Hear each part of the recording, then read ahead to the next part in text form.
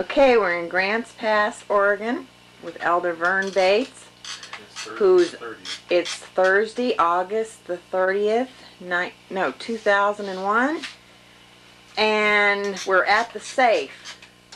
Where the books are stored.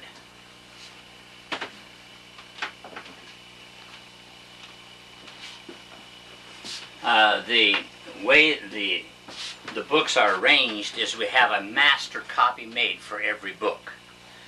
And if we have a book printed, when we get ready to print the book, we can just send the master copy, and that means that we don't have to send the book over there.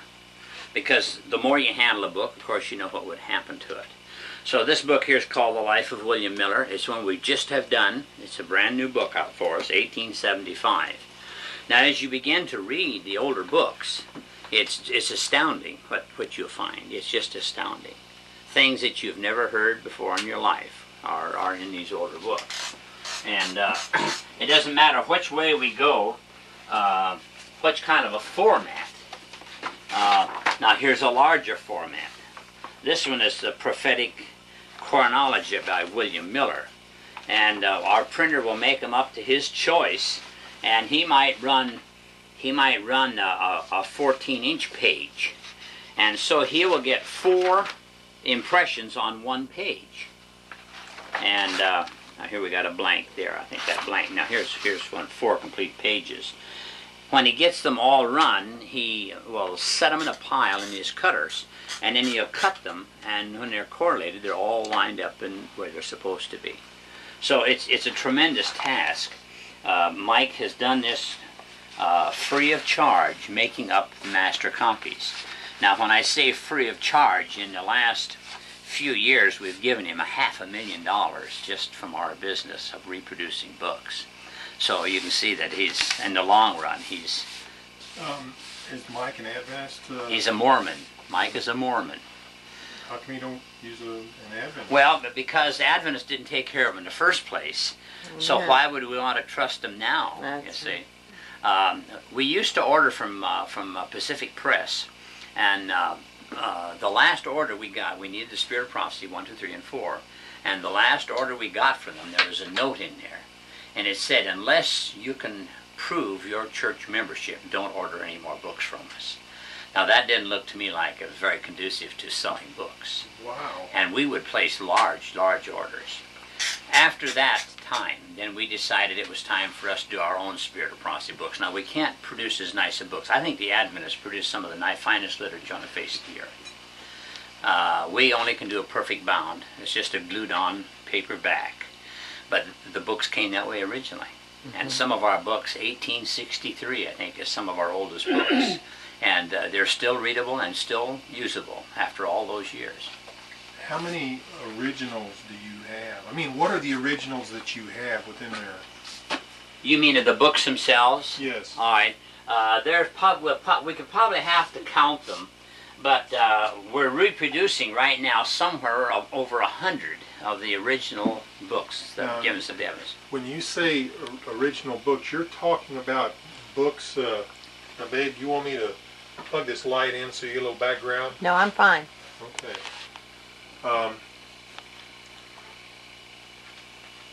I mean, like, how many books did she write during her lifetime that she herself did?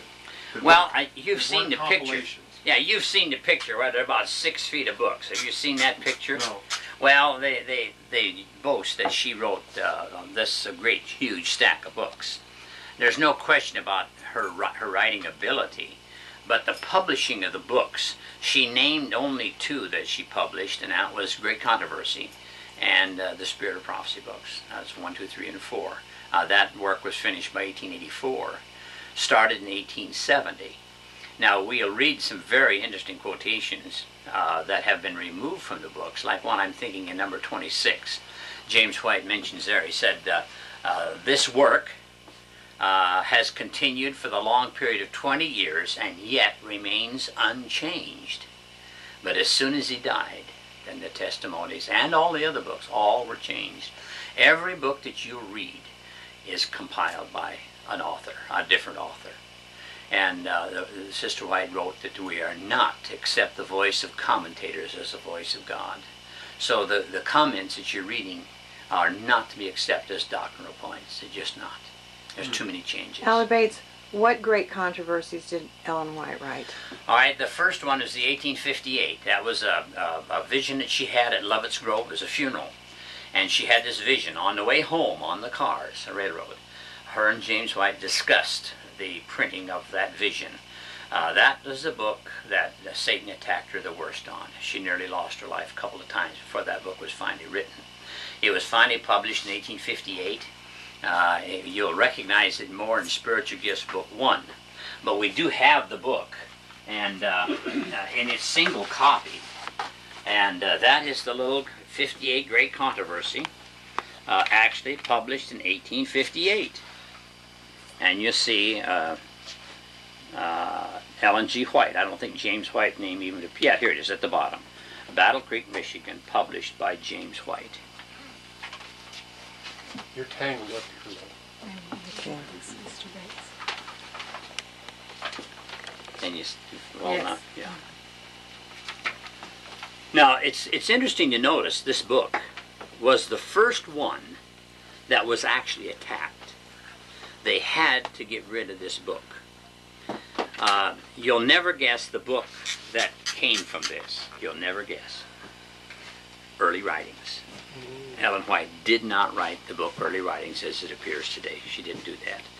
And we tell people, if you'll take this book and you'll compare the first and second and third angel's messages, those individual chapters, and the firm foundation and the loud cry message, you'll never have confidence in Early Writings again. You never will. Because there's a difference in the way the books are written and the way they were rearranged as time went on. See? Now that Spiritual Gifts book came out in four different volumes, and I think I can show you. Here is the later volume, came out in 1858, and the two were compiled. Now these books are kind of fragile, so they were compiled. 1858, James White, but it has in here Spiritual Gifts Book 2 also. And the church, along about in the 60s, reproduced these, photostatically reproduced them. And they're authentic. If you have a little set of them at home, you've got a good set of books.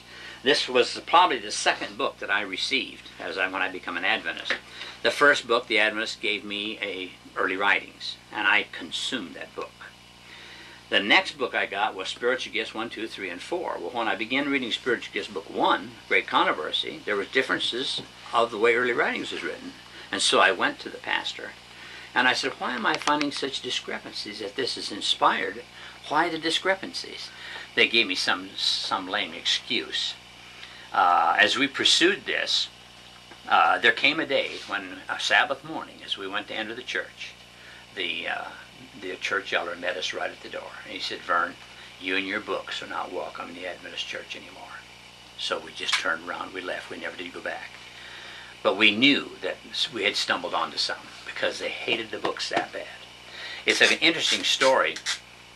We went to Elmshaven back in the 70s, from our family members. And at the time, there was a man named Yox. That was the courier that would take your groups to the Sister White's home. And he was a little short Armenian man, and the story he told was very interesting. We got to the room where the angel appeared to Sister White, and he invited us to kneel down and pray. So he was praying, and I was listening, and the tears began to come down my face. And the things he was praying was striking a real chord in my heart. So when we got up, he said amen, and we got on our feet. I went right to him and said, Brother Yox, I need to ask you a question. What books do you use to study from? And he looked me right in the eye, and he said, I only use the original books. And I says, I knew it. I recognized that in your prayer. Well, he singled me out. As we went through the whole building, we got into the library, and he said, I want to show you something. And there in a big long glass case was a plaque right down on the bottom shelf, and it said ordination. It was written kind of in an oval. Ellen G. White. And I said, I didn't know she was ordained. Read the bottom line. So I read the bottom line, real small letters, not by man. And then he whispered to me, he says, they never did accept her. And I says, I knew that. The church has never accepted Ellen White as a prophet, or as a messenger, as we call her. Never, ever did. So if she wasn't accepted in her lifetime, what do you expect in our lifetime? You see? They're not going to accept it anymore now. So you can expect to have problems. She was when she was walking among them, they wouldn't accept her. You know. Elder Bates, is the 1858 the only great controversy that she wrote? No. We probably should have a little better situation. Okay, you want to go out to the table? You want to bring those? You know, that might be better. It would be easier for us to lay them out so it can be seen. Okay. All right.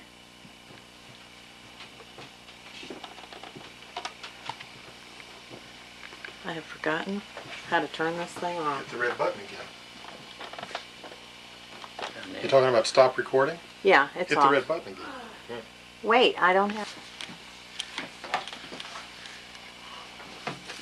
You need some help? If you want to look some, you can look while I'm bringing them out.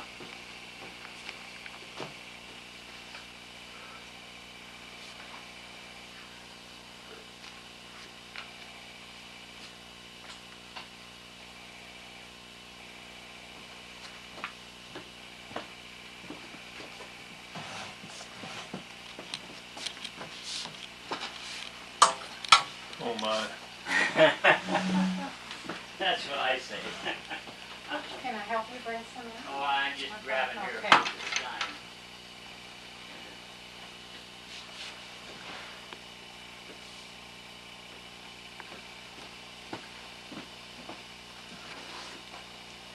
Now you're looking at a lifetime here of gathering books. Iterate your question. I want to know if the 1858 Great Controversy is the only great controversy that Ellen White wrote. Now that's what most people think of the 1911 Great Controversy or the 88 Great Controversy as the original book. You hear this all the time, even from church people, leaders. But no, that's not. The first Great Controversy that was written is called the Great Controversy between Christ and Satan. I'm looking for it here while we're talking. I must have, maybe I left it in here. It's Spiritual Gifts, Book 1. I'll have to get that so we can be sure and see it. The little black one we just saw. Black, we just okay, saw it, yeah, yes. we just saw that one. Okay, now there's two of numbers. There's number 3, individual. Here's number 4, individual. We don't have an individual number 2, but we do have it in this book. And that also was published in those years, 1858 and onward, 1864. So volume 2 is also here. Now in our book file, we do have Spiritual Gifts 2 and 3 that we offer, and the Great Controversy book. If we can get these books done in volume, right now our 58 Great Controversy is going for $2.50. That's a pretty decent price. But we need to get 1,000 or 2,000 done at a time so that we can get, and that's with any of the books. If we can get a volume of it, but we've never appealed to the people to help do that.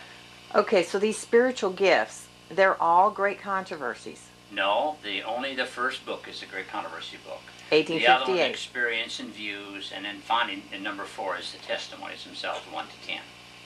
But what we've noticed in here, when we begin to do this book, now the back part, let's see if I can come across this quickly here. The back part of the book is called the Testimonies to the Church. But in comparing this, we discovered that number 4 was missing. And that the first chapter of number 9 was missing, wasn't there. The first chapter is called The Rebellion. That didn't happen until about 1864, the time of the Civil War, so naturally it couldn't have been in the book previous to that. This way, we decided that when we did 1 to 10, we would have put those back in that were missing. I'm trying to find the beginning of the testimonies here so that we can see that. Now, what book is that? Now this is, okay, here it is. Testimonies for the Church in the back of 1 to 10. Now, that's the first book that we have over there. We've reproduced the testimonies, and it's 1 to 10. The original ones were only just a few pamphlets, just a few pages, and they weren't put into this type of form till later on. But we did all of them. Number 9 on the Civil War we put back in, the first chapter of the Rebellion, and we've added number 4 back in to the 1 to 10, so that now it's all complete. It's a complete book. Okay, I'm still not clear on this great controversy thing, though. Why is there an 1858, an 1884, an 1885, Okay. so on and so on? Okay, these, they're not different books. Now this is the Spirit of Prophecy. 1870, Ellen White began to write book 1. And as the years progressed, she, up to 1884, I should have that probably on the other side. As the years progressed from 1870, about I think it's 14 years, all 4 of the books were written.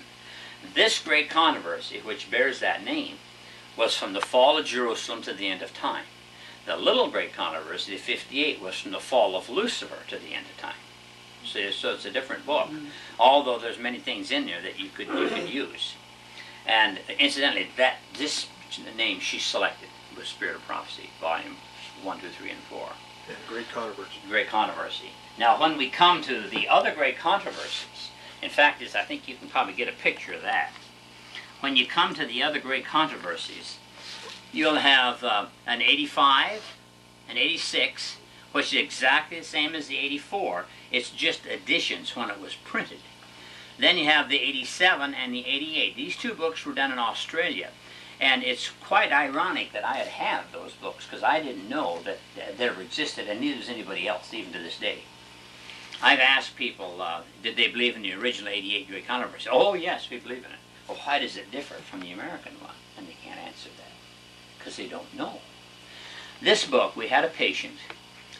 She was with us for about 10 years. She'd been an Adventist for many, many, many years. She was 103 when she passed away. And when she left our establishment, her books were left here in a box. And they were sitting in the room. They'd cleaned the room out, and we didn't put another patient in there for quite a little while, and until all her things were removed. Well, one day I was walking down the hall, and something impressed me to go in and look at the books. I tried to give them away on a number of occasions. So I went in there, got on my knees, and I started pawing through this box of books. And would you believe I came up with that 88 Great Controversy published in Australia? Now that book has been an asset ever since that time. One of my daughters went to a bookstore in Portland, Oregon, and she found an 87 Great Controversy published in Australia. Now these are simply just editions. They're not different books. And as you check these 5 books, you'll find that these books, there's not a period or a paragraph that differs. It's exactly the same book. Now I'll put that in mind. So you got the 84. That's the 84. That's the 84, 85, 86, 87, and 88. Now when you get to these books, these are the American edition. There's possibly over 200 pages added to it. And if we take a little time here doctrinally to examine these books, you're going to be shocked at what you'll find hidden in these books. I've given lectures in churches where the minister would be translating, and this man you've just seen recently, and this man was dumbfounded. He said, I've read those books 5 times, never saw those mistakes. Now, why would a person not check a mistake? What do you think, Joe? They tell you it's inspired, didn't they? Do you look for mistakes when you read the Bible? No, you don't. So you accept that. Well, when I became an Adventist, I thought everything that Sister White wrote was inspired. Until one day I began to realize that there were some discrepancies in her writings. Now, people are noticing these things all the time, more and more now than they did years ago. Back through the years, I can only remember 3 that were onto book changes that really made it as a work. And that was a man, Elder C.N.A. Anderson. He was in East Andwood, Washington. He was a conference ordained minister. Finally left the church and began his own ministry. I have his writings here and all the studies that he gave. And he makes one statement. He says there's more than 20 changes in the book Great Controversy. Well, we have listed thousands of them. But he went as far as he could go. And then Brother Hohen in Canada, who's passed away now a couple of years ago. Brother Hohen was at it more longer than what I have been. His work was somewhat a little different than what we do. He would tell you the book changes. and write you booklets, in which he sent out for years. In our work, we felt that the people had the right to have the book themselves. So we mechanically reproduced the books and offered them to people. We don't force them on them. If they want the books, they're available. And that's the way it's been for many years. These covers, incidentally, 288s, and this is a 1911 here, their covers were the same. But if you'll check the cover, let Joe see one of those covers. He didn't see that last night. You need to identify a book. Yeah, now these covers are the same. You need to identify a book when you read a book. Just don't pick up a book and just read the first and the last chapter. You need to identify this thing, because you'll find that nearly all books are pre-marked so that their book can be recognized. It's like the book Desire of Ages. A woman a few years ago, an older lady, she wanted to leave her money into some type of a ministry. So she told her family, I'm going to give Desire of Ages to every Catholic priest I can find. So the family agreed, and she started out sending these to all the Catholic priests. Well, the response was traumatic. I said they commended her work, wonderful. But if I showed you what's in Desire of Ages, in which I hope today to do that, you'll find out that it's a Catholic book. And no wonder they are anxious for people to get it. And the same with this book. Now, you see the angel here is holding a key. You see that key there, Joe? Mm-hmm. You see what's in the inside of the key? A cross. Now, you'd never notice that, would you? No. Unless I pointed it to you. You'd never notice that. But that's the symbol. That's the Catholic symbol. It's a Catholic book. And you see the star up on top of the angel's head. The most evil sign in witchcraft today is that star. And of course it emanates with a radiant light. Down at the bottom you'll see Satan being cast out. What type of wings does he have? They're bat wings. They're actually depicted as bat wings. Does anybody know what kind of wings Satan had? Yeah, okay. You know what kind of wings Satan had? He was covered with the garment of the seraphim. He was a dazzling, beautiful, he stole that garment. And these garments, on the earth made new, we'll have these garments to wear. But here they got Satan depicted with bat wings on there. It's an occultish type thing, see? Yeah. It's strange that they would have that. Now on the outside cover, if any of you have been Catholics, you see that symbol at the top of the page of the book? Hold it here so I can see. Oh, wait, I was focusing you on. Okay. Just a second. Wait a minute. You see let me that? back up. That's the sign of the Eucharist. Wait a minute. Hold Not on. long ago, I had a Catholic man come to me and said, well, can you believe this? He said, I was an altar boy. Yeah. And he says, that's the symbol on the Eucharist, when they use the Eucharist. Okay. It's just all over that book. Yeah. But yet we'll say, well, these books are inspired. No, those books are not inspired. No, it's designed to mislead.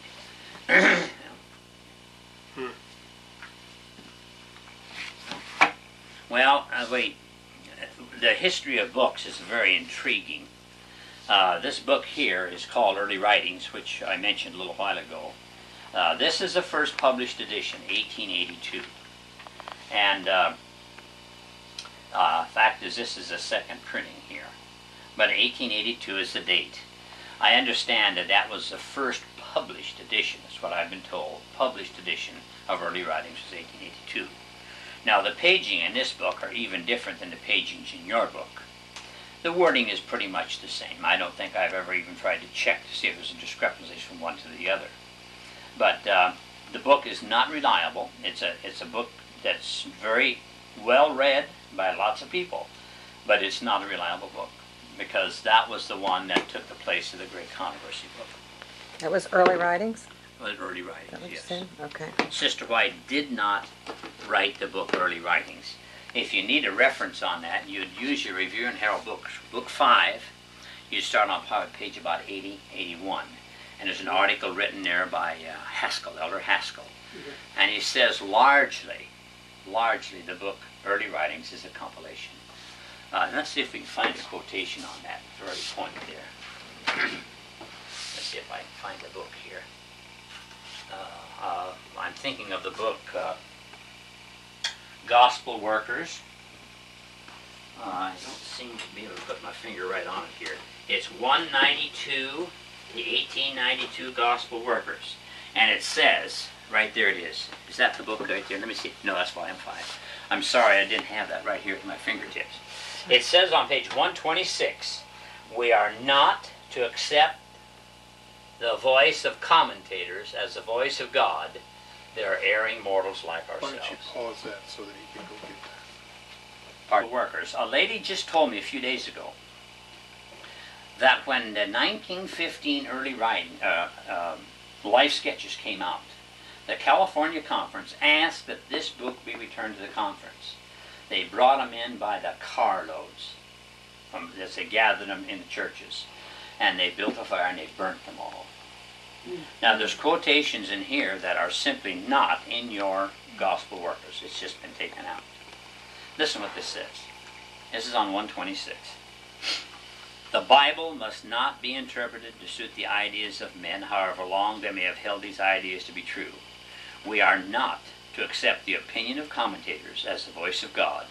They were erring mortals like ourselves.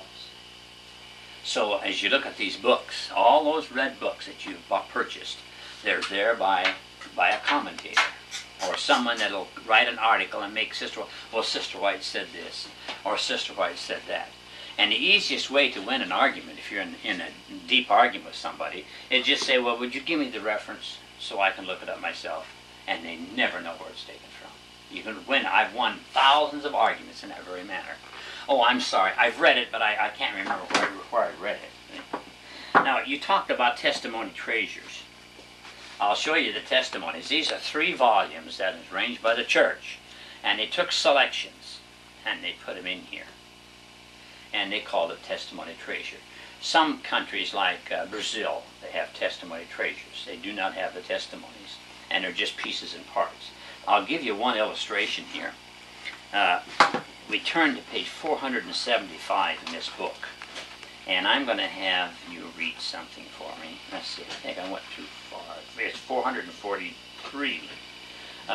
Read that quotation out loud for us right there. Now this is Testimony Treasure, Book 3. In reviewing our past history, having traveled over every step of advance to our present standing, I can say, praise God. As I see what the Lord has wrought, I am filled with astonishment and with confidence in Christ as leader. We have nothing to fear for the future except as we shall forget the way the Lord has led us and his teaching in our past history. All right, now what's the date on that? 1915 Life Sketches. All right, 1915.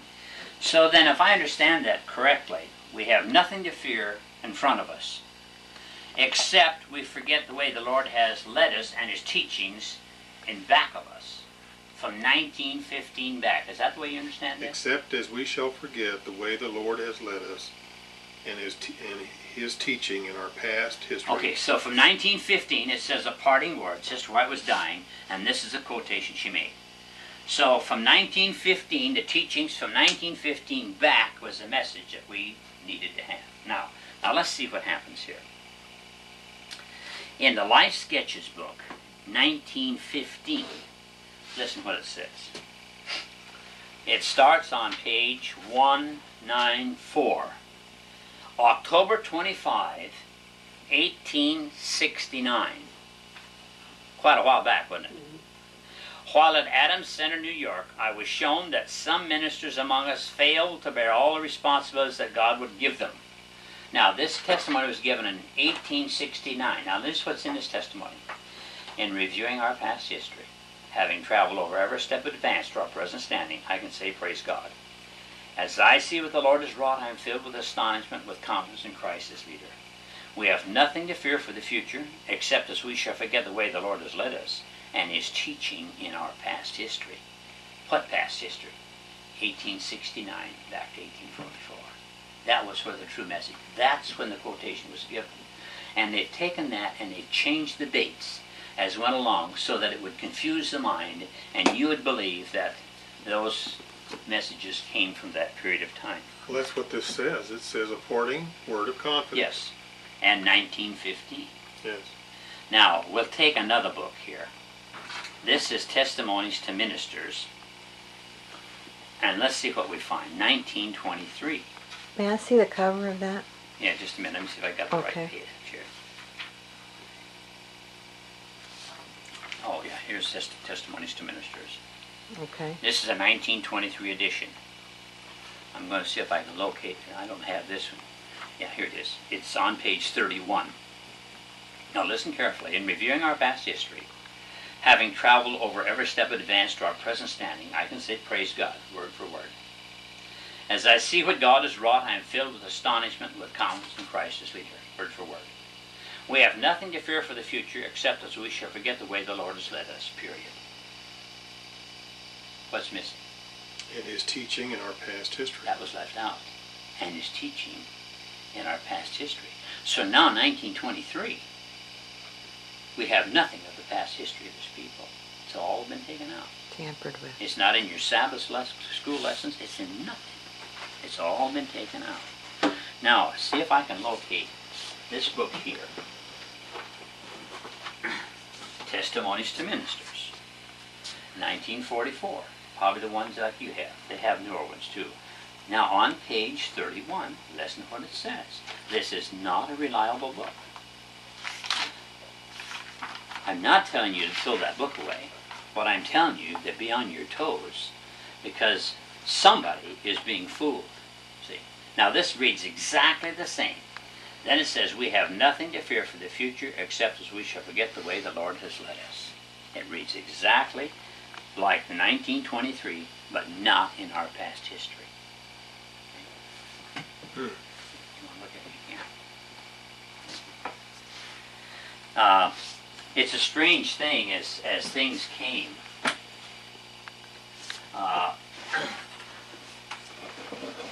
They couldn't hide everything because there were people through the years that were alert and would put these articles in print. And one of them are Seventh Day Adventists Doing God's Will by Elder Brisbane. The value of this book is the fact that a lot of his material came from the Tasmania articles. Now the Tasmania articles were written while she was in Australia, and the quotations appear exactly like Sister White recorded them.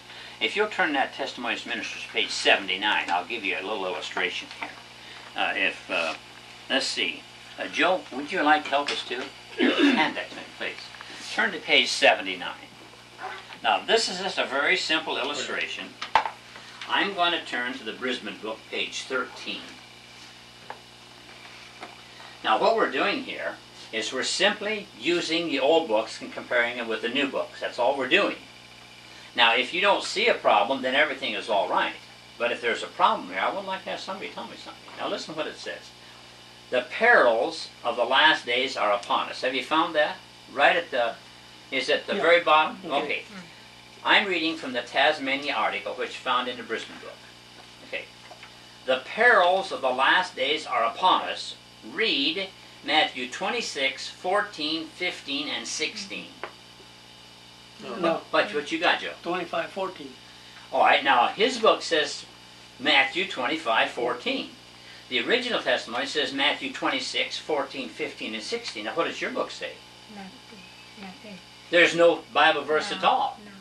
So the Bible verse came when it was written to Elder Olson at General Conference that the perils of the last days were on us. Read Matthew 26, 14, 15, and 16. That verse is the betrayal of Judas. So we understand now that we are going to be betrayed. That's what the testimony read. But when it was printed in 1923 in the Testimonies to Ministers that Joe has, they changed it to Matthew 25, 14. It's a parable that says a man taking a journey into a far country. There is no peril in it. But finally, when it came down to 1944 in Testimonies, they took the Bible verse out altogether. So we don't know what the peril is. So from the original, you have Matthew 26. 6, 14, 15, and 16. The second time it came around, used 25, 14. 25, 14, and then finally by the third time it went around, it was taken Bible, out altogether. No Bible verse at all. Yeah. And what's the date on that book? This date was given us in 1895, And it was written in Australia. by a man named Brisbane. No, now Brisbane compiled this from Sister White's Tasmania article. He simply put it in his book. Oh, so those are actually Ellen White. This was Ellen White's quotation from the Tasmania article. Now I might mention to you, we've been hunting for the Tasmania article probably for 45 years. We've never found one. Neither has anybody else. We've had people from Australia contact us and please explain the Tasmania article to us. They don't even know about it. So would it say on the cover Tasmania? Well, we know from, yes, I think it would say on the inside. There's an Were they index. published articles at one time? Yeah, articles that were sent to the General Conference for workers and ministers and workers. Well, let me tell you about a recent conversation I had with the head of the Texas ABC. About a year ago, I'd ordered a video, not a video, but a CD with all of her published writings. And as a result of your review and present truth articles, I discovered that many of the early review articles were not on that disc. And I called the ABC and I told them that this disc does not have all of her published writings. And he says, "Are you sure?" And I said, "Yeah." And he said, "Why? What's missing?" And I said, "Well, for one thing, her early review articles are not complete on here." And he said, "Oh." The guy that I initially talked to, who was a worker there at the ABC, said that he had at least a half a dozen complaints along that same area, that those were not all of her published writings on that disc. The second call a return call that I got back from the ABC was the guy who managed it, and he asked which version of the CD that I got, and I said I got the next to the highest one that there was. I didn't want the guided tour. I just wanted all of her published writings to finish out my library. And he said, "Well, what do you want to do?" And I said, "This is advertised one way, and it's not. I'm not getting what I paid for." I said, I paid for all of her published writings, and that's not it. So if those Tasmanian articles were published writings, then They should be on there. they should be on there, Right. and they're not. I know where you can get a very, very accurate set is a man named Charles Elliott in New Hampshire, White Speed, and I think Dennis Crystal probably has White Speed. Bob Van Cannon, Dennis Crystal, pretty good friends, and I have a question. yes, You said that book is compilation yes, of her writings. yes. And so why do we accept that and we're not accepting some of these other books that are compilations? That's a very good point, and I was kind of hoping somebody would mention that. In the earlier pioneers, they simply arranged things that were current in their day. Now, we can use the same illustration today with the newer books. Messages that are current in our day were not current in their day. For instance, 1888 materials. Those earlier men, even 50 years ago, never heard of 1880 materials. It was just released. Now, I have not much confidence in those, because in comparing, that's where the secret is. If you're interested enough, you'll read a quotation, you'll want to verify that quotation. If you can't verify it, then don't use the quotation. If it's a manuscript, you might want to go with the White Estates, and chances are you wouldn't be able to get it verified there. They wouldn't let you in the vault to see it. I don't think just everybody can go in there.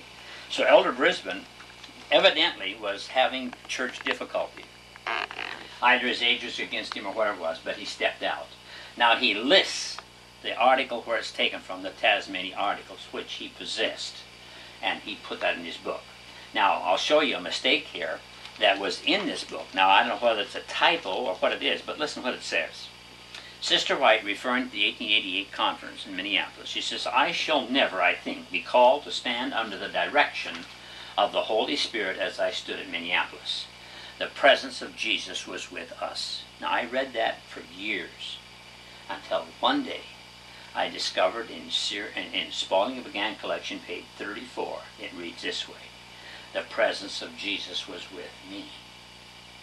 We also found in Series A, 173, the same thing, the presence of Jesus was with me. So then we knew that this was a typo. When that happened in Minneapolis, there was the only one that recognized the Holy Spirit was Sister White. Jones didn't. Wagner didn't. None of them, Butler did, none of them recognized the Holy Spirit's presence except Sister White. Is it any wonder that that angel folded its wings and went back? It has not brought that message back.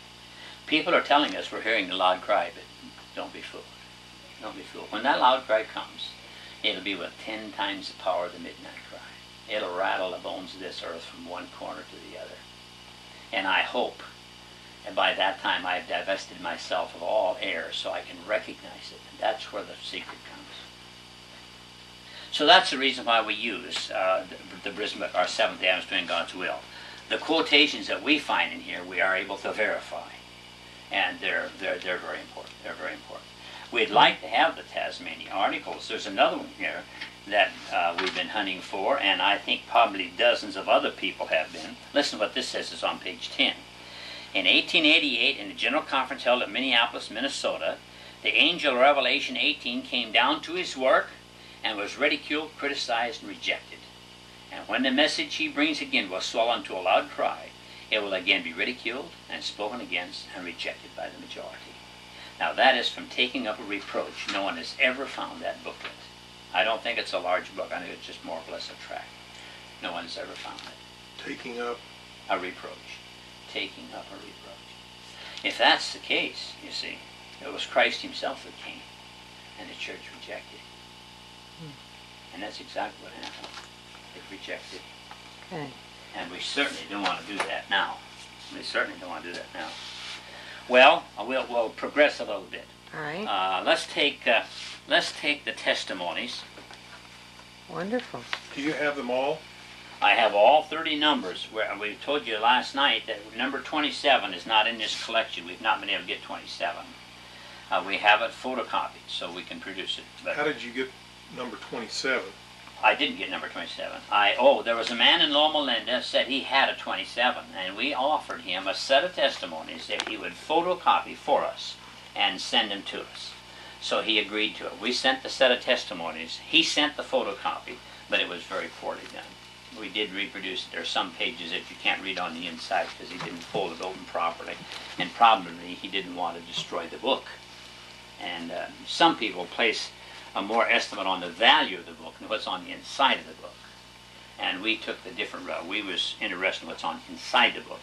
And in many cases we had to destroy the book. We had to cut the page, the binding, so that we could get it folded open properly so we get a good copy. Now that is testimony number 9. I think there's a copy of it right there if Joe wants to see it. Actually, I can show you the disfigurements in that. If you turn to the first page. Let me bring it up here so that you can see what it looks like, one next to the other. Okay. Let's see the front of it compared to this. It's slightly larger, but that's the very same book, and it's photostatically or mechanically reproduced. When you turn on the inside, you can see some of the disfigurements there, so you can make sure that it's not. Wait, you want to take a picture of that? Flip it open. Okay. What, page 1? For page 1. You'll see a black mark on the page. Mm-hmm. You see the black mark there? Well, there's the black mark. It couldn't get it out. And instead of, he was very sorry about that. All the other marks he got out. But he couldn't get those real dark, those 2 spots. There was a Couldn't get 'em smudge on 1 Can you aim and 2. this way just a little bit? Yeah. Let's see. I want to get a close-up of this original. Wait a minute. Okay. You had the print enlarged a little bit so that it's for easier reading. Right. We enlarged it somewhat. But the Good. text is the same. It's only photographic. All of our books are photocopied, so there's no chance. If there's a mistake in that book originally, then you'd find the same thing when it's photostatic. So as we read these things, if we get a copy that has an underline in a certain area, it's because the person who owned it originally underlined it, Right. and you photocopied it, Yeah. and reproduced it and sent it out just the way that you got the original. Yeah. There are some people that complain about that underlining. Now, your Great Controversy is probably the worst, because I think it was taken from my own personal collection. So, But some people, we have some books here that have got a single pencil mark in them. But this now is on the rebellion. It's quite interesting on one of the pages here. Let's see if I can't find this. I think it's on page 7. Yeah. It's on page 6, the bottom of page 6. It says, I was shown that God's people, who are his peculiar treasure, cannot engage in this perplexing war. That was a civil war. For it is against every principle of their faith. They cannot obey the truth if in the army. Now this is a very direct statement. When they put that in volume 1 in your testimony books, they altered that statement because Adventists offer themselves to the government in wartime. But in the original it says they cannot obey the truth if in the army. You just can't do it. So there's people that are telling you, oh, there's no significant changes. There are no changes. They don't know what they're talking about. Can I see the little envelope on that? Okay. Or what it's Yeah. in? Okay. Is that how you received it? That's exactly how we received it many, many, many years ago. Yeah. Okay. Did you buy that book, or was someone? All right, Did they give it to that's you, an or? interesting story. It was a Sabbath. We was occupying our nursing home at the time. And the Sabbath day, we held meetings in the lobby. It was a nice, beautiful, large room. And that Sabbath, there was a man, his wife, and 3 children came. And the oldest girl was about 17, 18.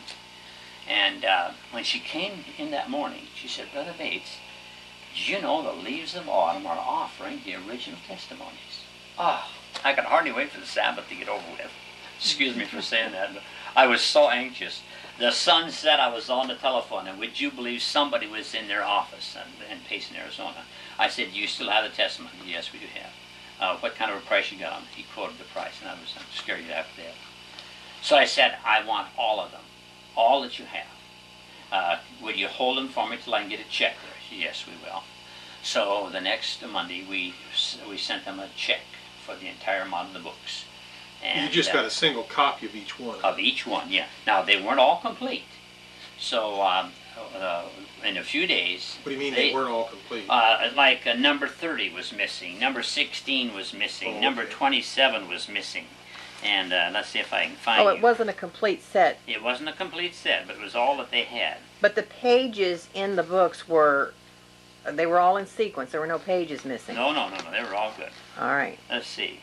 Now, see, there's number 29. I'll open that up so you can see it. All right. Now, this is the original testimony. We've cut the page, the strings that held it together so that the book would lay flat so that we could photocopy it. Otherwise, you can't photocopy the inside. No. Now, number 29. As we come, I was giving studies up the road here a few miles, and there was an old man there that was, his family were receiving the studies. And Brother Sprode is his name. And we had been there several weeks on Sabbath afternoon. And one Sabbath afternoon he said to me, would you bury me when I die? And I said, well, Brother Sprode, yes, I'll do that. Well, when he passed away, I had his funeral. But on one of those occasions, when I got there, they came with a big plastic bag and set it at my feet and asked me if I'd look. So I went through those books, and I took, they give them to me, and I took all, that mostly were the testimonies, and I took the ones that I did not have. I didn't want to be selfish.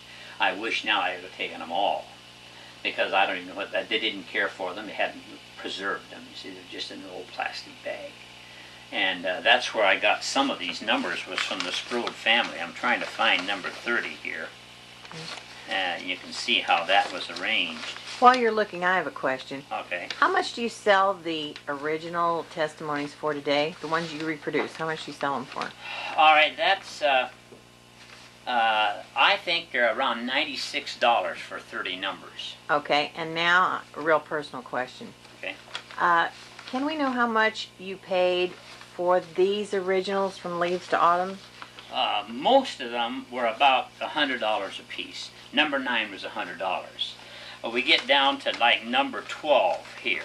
It didn't have a cover. This is testimony number 12. It was $75. That little book right there That was little book, they $75. charged $75, and there's only 96 pages in the book.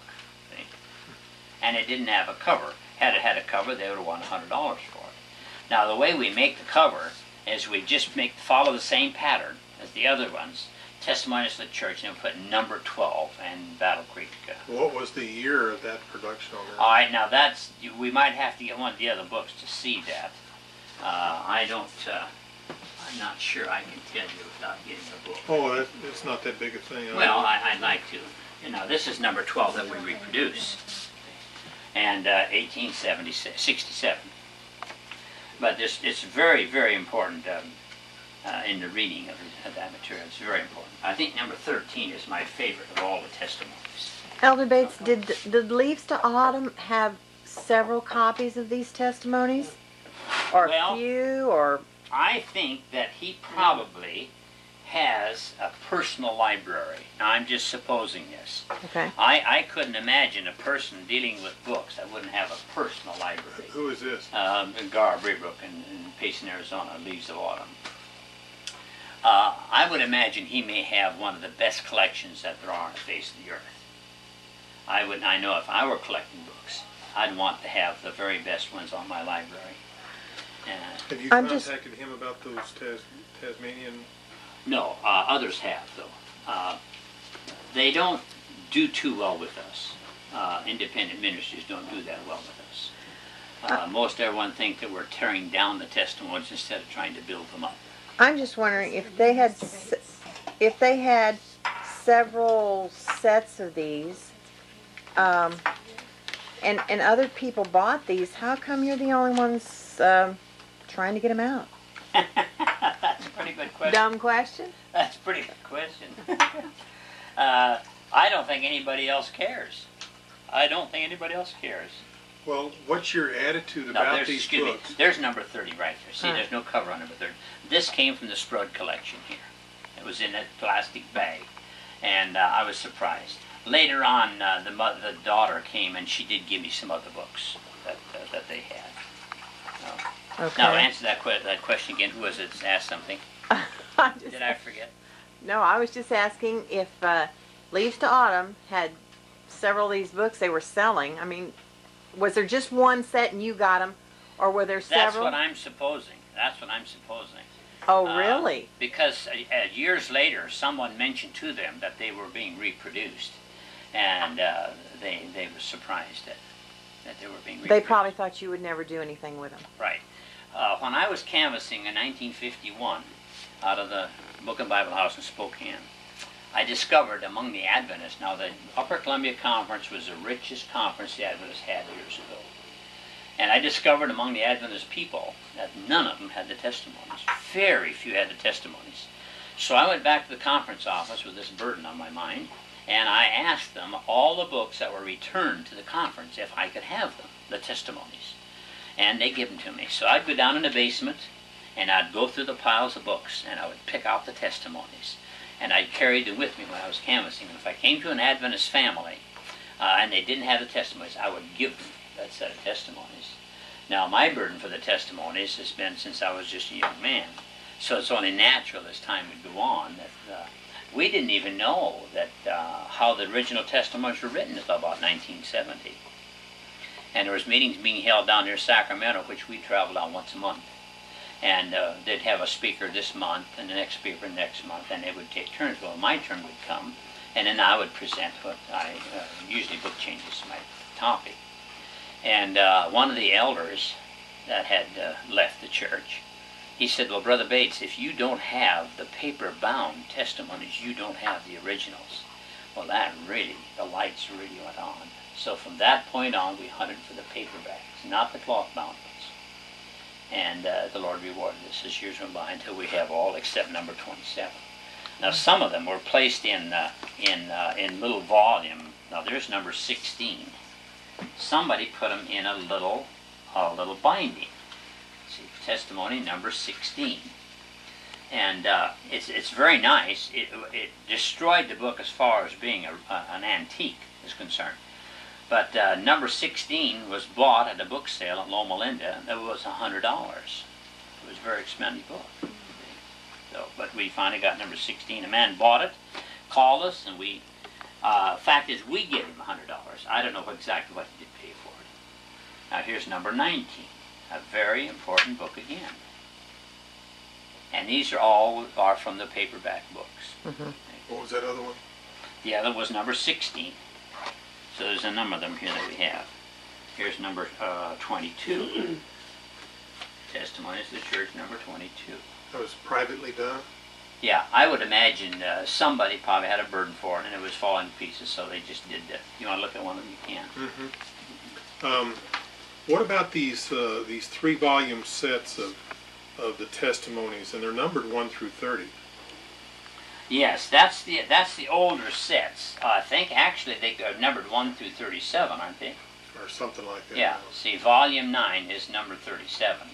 But if I was to give you an illustration of that very thing, I would take this book. I think I'll have Joe help me with this. I'll turn to 265, and this is your volume 9. And let me get the right page here. Okay. You start in this third paragraph, Joe, and I'll read it to you the way it was written.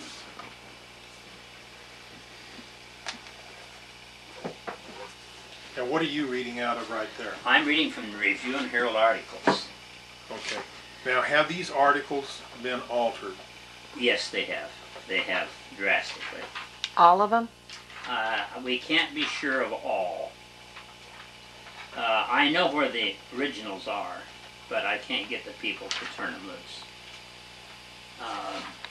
We understand that a church in Denver, Colorado has had them since way back in the 30s.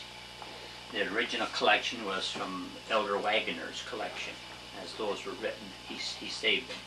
They were given to this church, a couple of ministers, somewhere about 1937. That's what the story, I understand it. And as time went on, I canvassed for them at one time. And they would write a little magazine, and they would put this article by Sister White in the magazine. And they were very, very good articles. The General Conference people from the Seventh Day Adventist Church, they finally contacted me and said, "Where are you getting these articles?" Well, thank you. "Where are you getting these articles?" And the man says, "Well, we have the original reviews." So the church said, "Well, now we think that the church should have those. They belong to the church, and we'll buy them from you." And they wouldn't sell them to them. I'm sure you would realize what would have happened if they'd have gotten the reviews. Now, Joe, follow me. You're in that third paragraph. Let's see if we can pick it up. "Of those who boast of their light and yet fail to walk in it, Christ says, 'But I say unto you,'" have you found me yet? No. On the third paragraph. Yeah. "Thou Capernaum." Oh, okay. Okay, here we go. "And thou Capernaum, bracket, Seventh Day Adventists, comma, who have had great light," in the bracket, "which are exalted into heaven," bracket, Stop him in if point so. and Okay, privilege. yeah. Huh? Yeah, It's not in there. It's yeah. gone. Almost the whole sentence. Now listen, a little ways farther. "In point and privilege, which art exalted into heaven," let's see, "in point and privilege," now we're going, "shall be brought down to hell." They tell me the church is going through to the kingdom. Sister White said the church is going to be brought down to hell. Wait, what was left out of Joe's? All right, Joe didn't have, "and thou Seventh Day Adventist, who have had great light." That was taken out of the quotation. That's in volume 9, page 265. Mm-hmm. And then this was taken out. "In point and privilege, no other church ever enjoyed the privileges that Seventh Day Adventist churches enjoyed." And then it says, it was left out, "shall be brought down to hell." Is that in there? Yeah. That was Yeah, left in. that's- "Shall okay. be brought down to Church hell." shall be brought down to But the hell. name Seventh Day Adventist, which was No. inserted, that was taken out. Taken out. They just have Capernaum and not Seventh Day Adventists afterwards? They left the name out, Seventh Day Adventist. Wow. And that's from Isn't that the amazing? Review and Herald. Yeah, but now if you find any article that you'd like a photostatic copy of, you should make a note of it. And then when we finish this tape, I'll make those copies for you. Yes, So could I see that book? Which one is that? Oh, this is a Review and Herald. Oh, yeah. It's book 3, page 69. I think these are kind of out of date now. I think they quit printing. But you book collectors will find them for you. A little spendy, but we did have a contact that would help us get them. I think one set we paid $59 for, another set about $125 or $50, somewhere along in there. And we have another set back there, but that was my mother's set, and we let that go. And after we let it go, we said, what have we done? Because Mom's library is right there where I sit in her library, just like she left it. So we got another set, and we took them, we traded them, and they traded back with us, so we get those books back again. So we lived, and my mother had given all her books to Anna, so we didn't want to. There's 5 of these books, is that correct? There are 6 of them. 6? There are 6. And every one of them have been tampered with? Every one of them have been altered or changed in one way or another. Okay. Prophets and Kings was largely promoted from the review articles. You can check in book 631 to 635, and you go to in Prophets and Kings. Let's see, it's in Desire of Ages, that chapter is 627, 628, and you'll see. If you compare that, you'll absolutely be shocked of what's in there. It's just yeah. I have a question. Yeah. If Sister White, let me just, for instance, if Yeah. Sister White only published, let's say, 10 books, what was the purpose of those 10 books publishing another 50 Okay, or 500. or 500? Now, what do you think would be the reason? Money. Okay. It became the biggest business the church had was literature.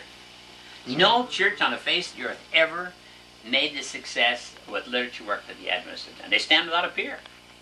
And so what they found out, that every time they put E.G. White on a book, every Adventist would buy one. Mm-hmm. So if there's 11 million Adventists out there, there'd be 11 million books go. You see the point? And so they come up with education. They come up with counsels on health, come up with diets on foods. Those are all in the testimonies. They just took those pieces out and made a book out of them. Last Day Adventists. Oh yeah, all those things. Every single one of them. They produced and they extracted from you the money for those books. Now, people often ask the question, well, didn't Sister White know? Didn't she know that what was happening? Well, yes, she did know. And she did know, but the Lord told her, in fact, let's use this Brisbane book here. The Lord told her to say nothing. At one time, time prophecy was the test for God's people. Now, believe it or not, it's the message that's the test. And it has the same effect on God's people that time prophecy had. There was never a time in the history of the Advent people when there was more alertness than when time prophecy was presented. But now, as the message is being presented, you can't hardly get people to sit down and listen to you. We've even called sometimes a few years ago, some of the ministers in the area wanted a meeting, and the independent ministries. And we had a terrible time. We had a terrible time with these fellows. Try to get them to sit down long enough to even look at anything. One man, fact is, I think he's in that Bend area right now, in a conference church. And he says, I don't want this on video. He didn't want to be exposed. And the man that came with us, we had our machine there, and he didn't shut his machine off, and we actually have that on videotape here. If that man knew that, he'd have a fit. We got some interesting comments about this fellow. Now let's see what I was going to look at. It's on page 27. That she knew her writings were being tampered with. Oh, I should say so. Yeah. I should say so. But, you know, It must have pained her. I think she died a martyr. There's no question in my mind that Sister White didn't die a martyr. Let's see what we got here. This comes to my mind. Yeah, I think that was what you were looking up, right? About yes, I was going to What look she up said. about the change. Listen to what this said. This is a Crest collection. You can get this from Ladies of Autumn. Who I was think Crest? that's Dr. Crest. There were several very important people. Dr. Paulson, Dr. Crest, Dr. Sutherland, and Percy McGann. Those men, the Sister White sent them personal communications. And those were put in book form, and that's what we have today. These are the communications between Ellen White and those this, individuals. and this yes. individual. And those were selected, put in selected portions. Now here's the unpublished testimonies. Now our book, I don't have one right here. Our book is very handsome. My wife designed the cover, and it's a very handsome book. In fact, if you want to see one, I'll take time to get it for you so you can see it. This one was more or less hand-typed back in the 60s, even before the computer came along. And there are a lot of little places where there was misspelled words. We simply photographed it like it was, and we made our book out of it. We've done the same thing with Series B, Loma Linda Messages, and some of those others. We wasn't going to do those books, but people began to ask us for the books, and so then we started reproducing them. Listen what she says on this on page 19 of the Crest collection.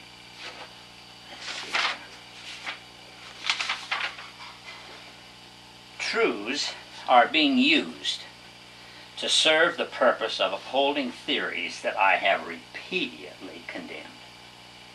There are those who persist in taking the precious representations given me by God and weaving them in with sentiments that God never designed should be presented to his people. I protest against this use of my writings, and I am forced to speak to this conference saying, be not deceived, God is not mocked. He who misapplies or misplaces and misapplies the precious things of God is sinning against heaven. Every time you pass out a book that has misapplied the truth or misrepresents the truth, you are responsible. You're responsible, or I'm responsible. I quit canvassing. I said I will not canvass something where there's error in these books. We didn't even start printing books until about 84, I guess. 83, 84, I think it was. Photo reproducing them. We were asked to speak at a camp meeting, an independent camp meeting. And they asked me to speak on book changes. Well, I knew Mr. Hohen was going to be there, so I refused to go. I said, Hohen is there, he's better at it than I am, let him do that work. No, they wanted me to do it. Well, after about 4 calls, I finally said, okay, I'll come. Well, I did go. And as we got there, when my meeting came, there was so much unrest. There was men out there fighting one another, fist fighting. It was that bad. So finally, when our meeting came, they said they'd give me 1 hour. I said I wouldn't disgrace these books for 1 hour. Give my hour to somebody else. So finally, they extended to 1.5 hours. So I took it. And right in front of me, there was a young man sitting there, and he was listening. And all of a sudden, he stood right on his feet. He said, it's all right for you to talk the way you do about these books. He says, you're the only one that has them. And you know, that hit me like a bolt of lightning right across the head. I couldn't believe what I listened to. That young man left that meeting. He'd just become an Adventist. He'd bought all of Sister White's books he could get his hands on. He threw the books away, and he gave up the message. Well, then they blamed me for doing that. I said, no, that wasn't my fault. He never had the message. Right. You see, he never had it in the first place, or he would have waded right through that thing. Right. So we got home. I said to my wife, I said, you know, that young fellow was correct. We're the only ones that's got them. And I think we better start doing something about it. So we started right instantly. The first chance we got, we started reproducing books. Until today, as you can see, we've probably done around 100 now of the Adventist books, so people can have them. If they're interested, wonderful. If they're not interested, there's nothing we can do. Or if you buy the books, take them home and don't read them, there's not a thing we can do. Is your collection representative of everything that she wrote originally? Oh, definitely not. Definitely not. All we have is what we have been permitted to have. It's like this Miller book. We just done this Miller book. I don't know if I can even show it to you here. I'm not that familiar with the book yet. Yeah, here it is, here. Now this is in plastic. Mike put this back in plastic, and we really appreciated that. This is The Life of William Miller by James White, 1875. We never knew the book existed. Came into our hands through one of my son-in-laws who found a number of books. He bought them for me and donated them to our work as about $800 gift. Man. Now this is one of them. Here's another one that we just see. This one has been reproduced. Now, Gospel Primer by Edson White. It's an excellent children's book.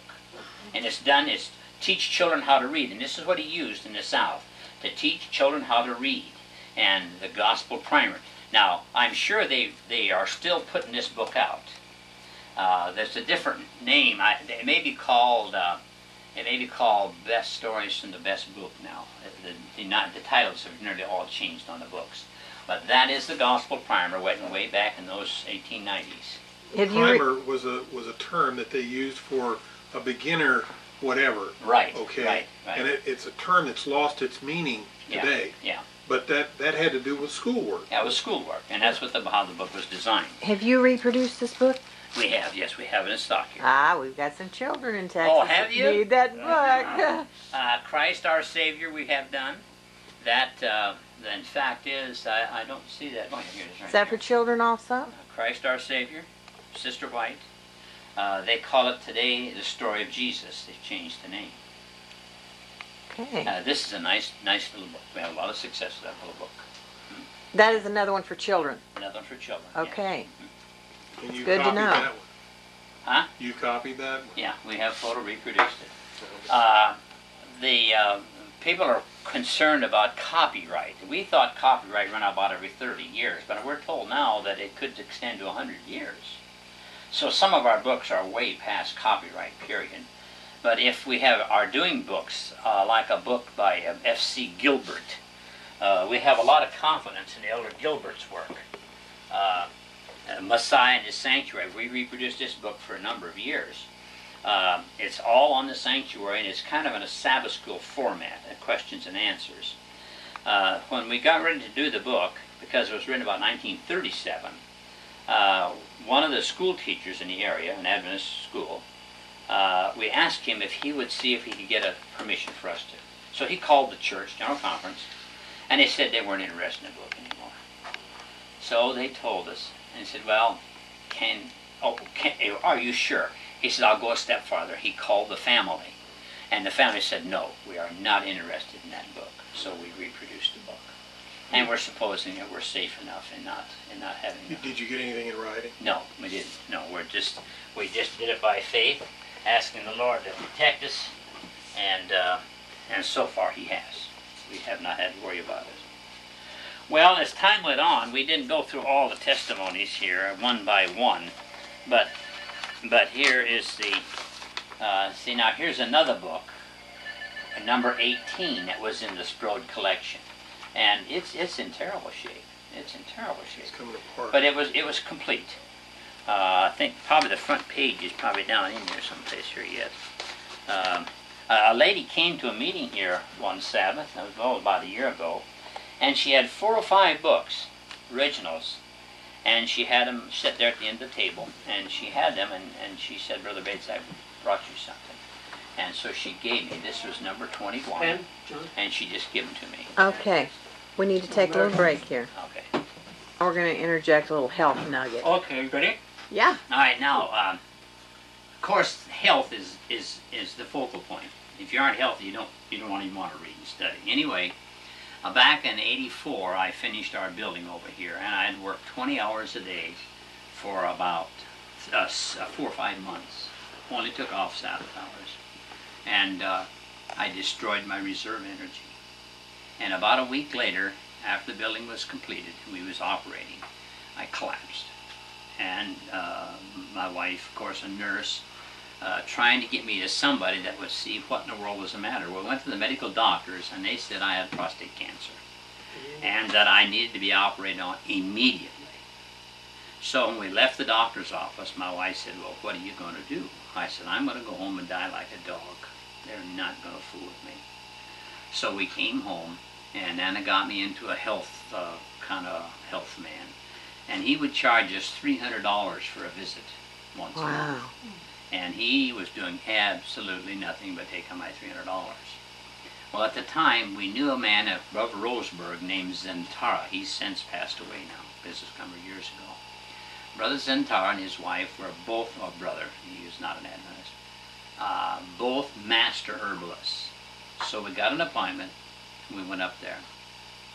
They examined me, and they said, well, you don't have cancer. What you've done is you've destroyed your reserve energy, and I have never gotten it all back even to this day. He says, I don't know what we can do. We can help you, but we cannot restore it all. Once you've destroyed your reserve energy, it's gone. So when say you need to run across the street to keep from getting hit with a mail sack, that spurge is there, see? But when you get about 15 steps across the street, that energy's gone, and then you're walking, and the car hits you, and your mail is all over the street. So that reserve is when you make the demand, and it carries you through that, like walking up the hill. I can walk up the hill all right, but I can feel it in my legs, the strength going right out of my legs, and I don't have the power to get up the hill correctly. So reserve energy is very important, and don't overwork and destroy your reserve energy, because it's gone. Anyway, Brother Centaur charged me $25 for the first visit, gave me a sack of herbs, sent me home. A week and a half. And it was the seed program in there, and that was part of it. He turned me completely around. In a week and a half, I said to my wife, I says, he's got this thing. I do quite a lot of backhoe work. I have through the years, and I own a backhoe. And I was so weak I couldn't pull myself in the backhoe. I had to park it on a slope or something and then kind of walk into the thing because I couldn't get up there. So in a week and a half, he began turning it around. The one for the liver is a beet. It's made from a garden beet, and it's on the program too. And a person should do it in the fall once a year to cleanse the liver. And it will shock the liver like nothing ever shocked the liver, and it takes the toxins out. You call it the seed program? That's the beet program, the other's the seed program. But the seeds, we use sprouting barley, we use flax, wheat, and you can use sunflower seed or a pumpkin seed, I think is probably the best. And you wash them good and you soak them in distilled water. So in the morning, this morning, we soak the seeds and get them ready, put them in a container full over the top with distilled water. Then at the same time, you would take some raisins, and say 2 or 3 handfuls of raisins in a jar, because you don't use those like you do the seeds. And you would soak them in distilled water. So then next morning, tomorrow morning, you take those seeds and you dump them into the osterizer and put about 3 or 4 tablespoons of raisins in there, because that gives you a little taste that you can stay in. And you whiz them up in the osterizer. Now you can put a banana in there, you can put a peach in there, you can put strawberries in there, whatever you want, so that you got a nice, flavorful milkshake. Now, we serve this to our patients, some of our patients. We had diabetics over here we'd have for a couple of years, never had a shot of insulin all the time we were here. And we simply used those little simple remedies.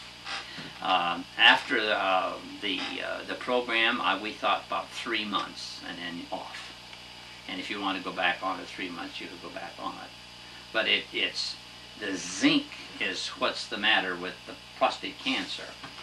There are 4 things that happen. The pancreas, the bladder, the prostate, and the kidneys. So you have 4 problems. The doctor will treat you for the prostate, but he doesn't treat you for the other 3. And unless you treat all 4, the one's not going to do it. See? And the doctor will treat effect. He never gets to cause. So we've had a lot of success with those simple things. And when you get to be about 50, 55, and usually the men will begin to have that problem. You know? But I know in our area here a number of people that had that same thing that I had, and they had the operation, and these men were just ruined. They were just ruined. How long did you take this potion? Those seeds, I did it 3 months, and then I was off. Now I only take it. Now we haven't been onto it here nearly all summer again, but I'll go 3 months. Now there are about 3 herbs that are essential: echinacea, devil's claw, dandelion root. You should find a liquid herb and check that there's no additive in it, because in a health food store they'll put 51% alcohol in those herbs, and the herbs are of no value. They're almost useless. So the echinacea is for the immune system. I haven't had a cold, I think, since 1984, when I got over that last one, like the flu or. And that's in itself, it says a lot. That says a lot, yeah. The echinacea, the dandelion root, and the devil's claw, and you can get those in liquid herb. Now, how often do you take those, and for how long? We would take those every day for 2 weeks till we got on the thing, And then we would cut back. You can do 5 days and off 2 days, or you can do 4 days and off 3 days. But the system will get loaded up with this after a while, and then pretty soon it doesn't do you any good. Right. So you want any type of herb that you take, you need to go, say, 4 days on, 3 days off. Over the Sabbath, we don't take any pills, medication, whatever we do. When I say medication, I say herbs. How long do you do that? With All the- year long? No, you can go 3 months with that. If you feel you need it, you should miss 3 months. You mean with the herbs, echinacea? Yeah. Oh, we did it all the time. We did it right along. After the first couple of weeks, we cut back to the 4-day, 3-day off. Oh, I And see. we've done that for years. But as long as we do that, we never had any trouble with it. Year round. Okay. And you'll see the benefit, especially when you're outside. It may be all right in the sunshine, but pretty soon it's going to be snowing and raining and you know what. And then, I don't have to worry about the snow, but yeah, Rain and the cold. plenty of rain, yeah. And that the seeds. Tell me again. Now, how long do you do that, and how often? That seed program should be followed about 3 months, and then you're off. 3 months. Off for how long? Well, you can, whatever you feel. If you feel like you need it, or if you want it for a food item, you can continue it. But It's that's- not something going to harm you. That's to boost your energy. Yeah, and you see, and it helps put the zinc and everything back. Now, we hear a lot about parasites. The pumpkin seeds take care of the parasites. They can't live where the pumpkin seed is. Really? So it's a very good. In fact, when I was a kid, I remember that it used to have to eat pumpkin seeds. So that's also good for the parasites that are in the blood. Right, absolutely. The echinacea helps, and then dandelion root all help cleanse the blood. What did you say about the beet being for the liver? Okay, the beets. The liver is the main problem in most cases. The liver is sick, and it's a garbage can, full of toxins. So how do you get the toxins out of there? Well, this beet program is probably one you're not going to like too well. But you take a 2-inch garden beet, you dice it up, clean it, dice it up, throw it in the osterizer. Then you take 1 fertile egg. It has to be a fertile egg. One where the roosters run out with the chickens. 1 fertile egg, you put that in there, raw. Then you put in 2 tablespoons of dry cottage cheese, 2 tablespoons of plain yogurt, and then you should have about a tablespoon of a protein powder. You can get that in the health food store. And you osterize that. And it should make you about an 8-ounce glass. And you drink that. That thing really hits the liver, cleanses the liver. Now, how much of that do you drink? Just that 8-ounce glass. It's just an what that'll produce. 8 ounce, and what is that? Once in a lifetime? That sounds like a gross drink. How often do you we need that? say 30 days. Uh, 30 days once a year. Preferably in the once a fall. year. Okay. Preferably in the fall when the beets come in, fresh beets. Uh-huh. But you should try to get beets that are not raised commercially, where they got all the pesticides and everything in them. So. How in the world do you get a fertilized egg, or whatever it is? The rooster runs with the hens. Yeah. And it's just, there's natural. Somebody who's got a chicken A yard. chicken, yeah, okay. Yeah, We'll and get somebody all the has- chickens.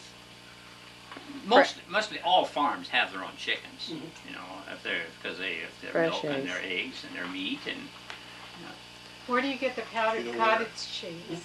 you can, when you go to the Well, we used to grocery have our store, own, but I don't know. you ask them, and they have it in a little plastic bag, and it's dry curd cottage Is cheese. that- Now, it's peculiar that there's something in there, but Sister White mentions that in the egg there's a remedial agency for purifying the blood can be found no place else.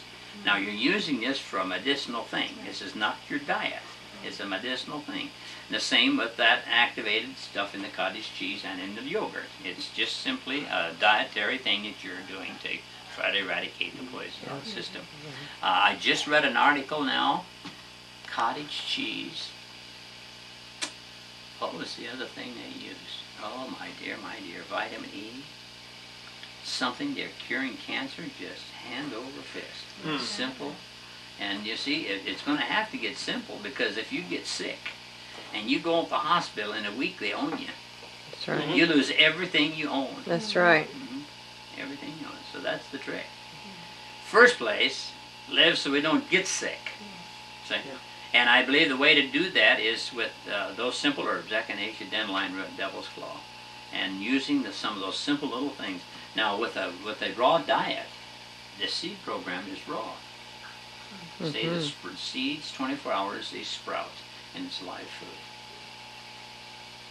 So then when you drink that drink when you're on the sprouts, do you eat meals? If you need it, you can. But When I was, after that cancer thing that I went through, I went on raw food for 1 year. And then after the 1 year, I just went back eating like I always did. I eat pretty well like I always do now. I'm not a heavy eater, but I eat pretty much the way I always did. But we've been vegetarians since 1950, so it's That's been a wonderful. long time for us, you know. How old are you, Mr. Bates? 72. 72. Oh, So you've got bless your you. 62 years. Mine is finished. So you're Not yet. you're on Borrowed time. borrowed time. Yeah, Dare I yeah. say that? Yeah, you do. That's a fact. I thought about that. Elder Bates, I'd like for you to tell us a story about your little health care center that you had. Okay. We, back through the years, way back, we were just young people.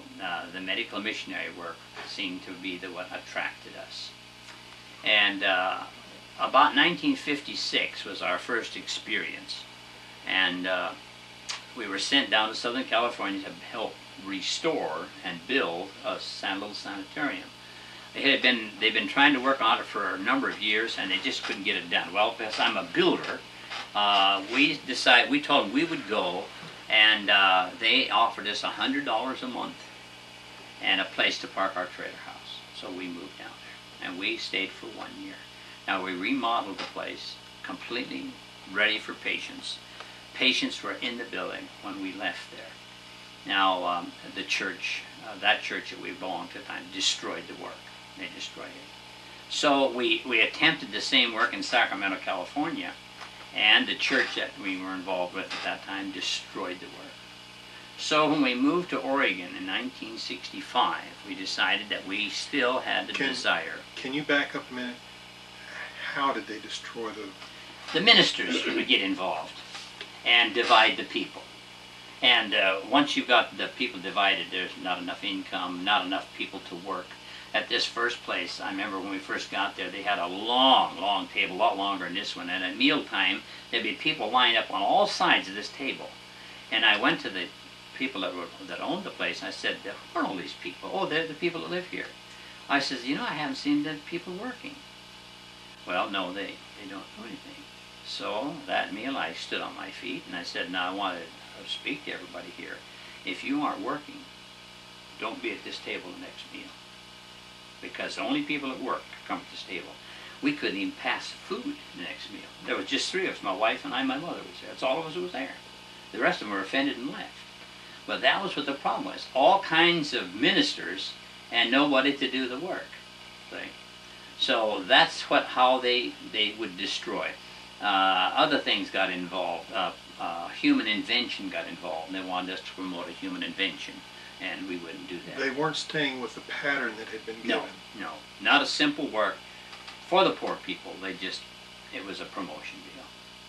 So the same in Sacramento. I gave Bible studies in Sacramento, and among those people that we brought to church, a man and his wife, older people, very dedicated people. He'd been an Adventist 75 years. And he said, Brother Bates, I've coasted for 75 years. Now, isn't that a startling thing to say? And this is what most people are doing. They're just in neutral coasting. I come home from work one night, and there was a message there that Brother Dimmick was in the hospital. So I rushed over to the county hospital, a huge place. And as I walked down the hall, I got the room number. And as I walked down the hall, there was a group of people standing in front of his door. So when I got there, it was his children. And this one big burly man who walked up, and he just grabbed me by the shirt collar, and he said, there's no use of you going in there, because they knew who I was. He says, he don't recognize us, and he's not going to recognize you. I said, oh, listen, mister, I just got his hand. I says, he will recognize me. And in that door I went. Well, Sister Dimmick was on one side of the bed, and I walked up to the other side. And I just reached out, and I kissed him right on the mouth. And the tears just burst out of his eyes. And he died. Just like that. He was waiting. He was waiting for you. Waiting for me. that woman and that man donated their home to the medical missionary work. So the people that were responsible for this church, now this is a Reformed church, not the Adventist church, the people that were promoting this work, there were 7 people on the committee. And when Sister Demick said that we're going to give you this property, I said, not to me only, give it to the committee. So she did that. In a week's time, there were only 3 people on the committee, and those 3 people squandered the money. And I felt guilty over that for years, tried to protect the money, and I was the one that had her give it to that. I know as years went by, I was visiting in Sacramento, was at another church, and I was asked to sing. I used to sing a lot. And Sister Demick was present at that meeting. And when I came down from the rostrum, she met me right in the middle of the church. And she says, Brother Vern, you sang that song for me. Well, I didn't know what to say. I hadn't seen it for quite a long time. And she says, I have something for you. And she handed me her Bible. I still have it here someplace. I said, I can't take your Bible. She said, you have to take my Bible. So she gave me her Bible. In a few days, she was dead. She was gone. Now, those people are going to be responsible for that. So, Tell us what happened in Oregon when you started. When we left there, we was determined that somehow we could make a success. So we moved here to this area. We had set up our business over on the other side of Grants Pass, and in a period of time, we had about 30 people coming to church pretty regularly. And I presented the medical missionary work to them, and it was decided among us that we would buy a property and begin medical missionary work. So my wife and I, we had a new home I'd built, and we sold our home. In fact, traded it in on this property. And we were the only ones that put money in it. And it was only a short time until it just fell apart as far as the rest were concerned. But we had all our money in here, and we kept promoting it. We fought the county about 7 years before we finally got all the tests approved. And then we began to build. The county did not want you to build it? No, they didn't want me to build here. The state of Oregon wants no institutions out of the city limits, all in the city limits. We wanted it out of town. So we finally got built. They fought us all the way, but we built it according to their regulations. Ended up, after we got operating, we got patients in the building. They just every few weeks they'd hit us. They'd come and examine our patients, maybe take 2 or 3. We were abusing our patients. But they'd send to the hospital, and the hospitals would examine nothing the matter with the patients. So it was just a focus is all it was. It finally got on after about 5 or 6 years. We operated about 8. Finally it got real bad, and they brought 24 abuse complaints against us. When the state came to read those, because I asked to be read in front of our employees, we had 18 employees. So we brought all the employees together, and the state lady came and read the complaints. Now we have a copy of them here yet. And they were so ridiculous. One would say, you don't feed your patients enough food. Then pretty soon down the pages say, you feed your patients too much food. It was just a hocus pocus thing. See? So the state lady, she was so disgraced. She said, I won't even finish reading these things. That's ridiculous. And they have a unit that the state provides that will inspect nursing homes for their license for the next year. It's called CCMU, Client Care Monitoring Unit. And those people are tough. The one lady that was the head of it in the field work was a Seventh Day Adventist. And we knew her well. Her name was Miner, Mariel Miner, I think it was. I think that was the name, I'm pretty sure. Anyway, when she would come to our place, she would spend 4 days. And we'd have 1 or 2 things that we needed to correct. Maybe a handrail or whatever it was. And we had no trouble with CCMU, but we had trouble with the ombudsman. And they set this phony charge up against us, and they used some of our past employees. Now, when you're running a nursing home, if you can't get good bona fide people to help you, there's only one thing. You can choose ex-convicts, you can harlots, pimps, drug addicts. That's about what you get in nursing homes to take care of your old people, because you can't get good skilled people. It's just they don't pay them enough. That way. No, you're gonna pay. No. So you got that type of field to choose from. See. So we get a worker in here, and if it didn't turn out for us in a few weeks or a few days, we would fire them, get them out of here, because we didn't want that influence in this place. So those people the state went to, and they formed complaints against us. Now, when it was finally lodged against us, we demanded a copy of those formal charges. It took us 8 months to get a copy of those things. It was tough. All the state employees that were involved in this, every one of them lost their jobs. Isn't that strange?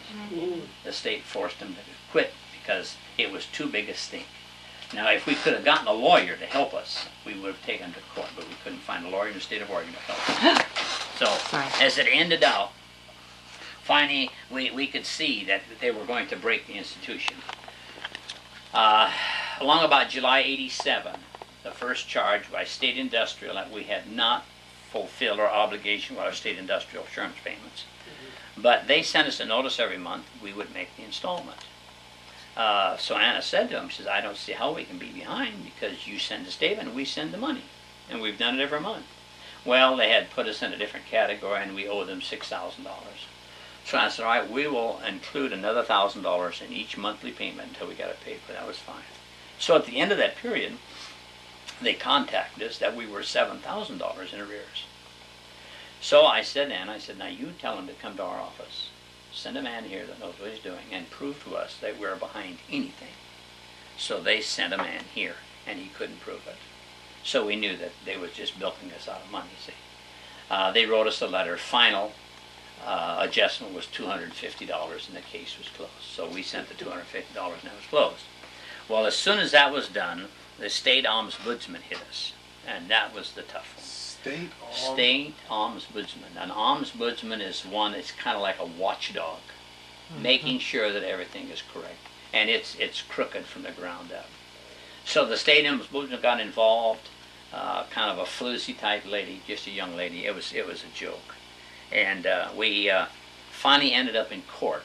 I guess before that, we notified the state that we were closing the building. We lacked 4 years of having that thing paid for. We closed the building. We give them 30 days to move the patients. It took them 45 days to move the patients. In less than 3 months, over half of our people died from that move. It was a traumatic thing, you know. So. And how long had some of these patients been with you? Some 8 years. 8 years. Vegetarian diet. What kind of patients were these? We specialized mostly in Alzheimer care.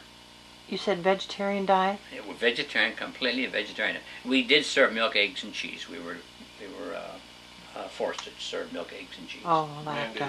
But everything else we did was no coffee, no tea, no alcohol, anything like that. You try to follow the pattern. Yeah. And they really fought us. There was 5 doctors in Grants Pass that took up our part. One, Dr. Kelly, when the first lawsuit was over, he closed his office and he moved to Washington. He says, I wouldn't practice in a state like Oregon. How are you treating these Alzheimer's patients? Well, that's an interesting point. Other than just a plain simple vegetarian diet, we did a lot of singing here. We'd have sings in the morning, sings in the evening, Sabbath, we'd have 2 or 3 meetings, and we did a lot of singing. And these people would get in there and they'd just cry buckets of tears, you know, that music could get to them. But we required our patients to drink water, an 8-ounce glass of water every 2 hours, 24 hours a day. So at night, the attendant would come in, wake the patient up, and give them the glass of water, and they'd drink everything they could drink. And the patient would lay down and go back to sleep. They wet themselves just terribly. As soon as that patient was wet, the attendant was asked to change the patient, take the clothes to the laundry room, and wash the clothes. Now, it was quite an active thing because we wore out a washing machine every 3 months. Wow. It was kind of a spendy item. But what we were doing was we was cleaning the system with water. And we noticed that if the Alzheimer patient wasn't too far along, we could stop it right where it was at. They never did get any worse. And the fact is, they would become a rational person. And they loved us more than they would love their families. It was just a constant contact with them, you know. And we would tell the families when they come now, they'll be surprised in a short time that they would love us more than they love you. I recall one case that we had, the phone rang one afternoon, and this daughter had her mother was going to be put in the institution in Salem, mental institution. And she said, I've heard of you people that you take difficult cases. Well, I said, well, we didn't kind of like that type of reputation because we don't want to just take difficult cases. But she says, my mother is going to be taken to the insane asylum, and she says she's screaming all the time. So we talked it over, and we finally decided we'll try it for 30 days. So they brought her. Well, nobody in the building slept for 3 days. I mean, this woman screamed day and night. It was tough. Anna had noticed she was on, I think, 18 different tranquilizers. So Anna began to take them away one at a time. And until she got down to one sleeping type shot, that just before she would go to sleep. Now her name was Stella.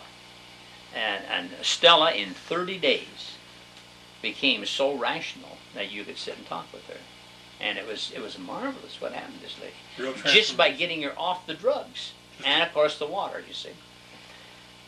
So the daughter came one day and she says, oh boy, she says, my mother's so much better, I think I'll take her home. So Anna said, well, no, we're not against that. We think that's nice for you to do that, but here's one thing. If she goes back and does these things again, don't bring her back to Echo Cove. We're not going to go through this a second time. So they took her. 2 weeks.